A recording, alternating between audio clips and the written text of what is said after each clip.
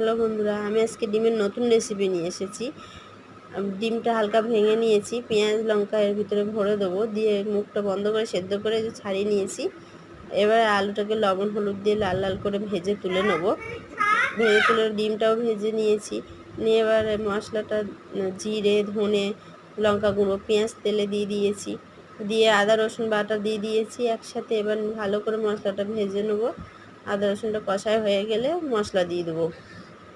মশলাটা দেওয়া হয়ে গেলে একটু লবণ হলুদ আর একটু জল দিয়ে ভেজে নেবো। ভালো করে নেড়েছে যাতে কাঁচা গন্ধ না হবে, ভেজে নিয়ে একটু ঢাকা দেবো। ঢাকা দিয়ে খুলে দিয়েছি।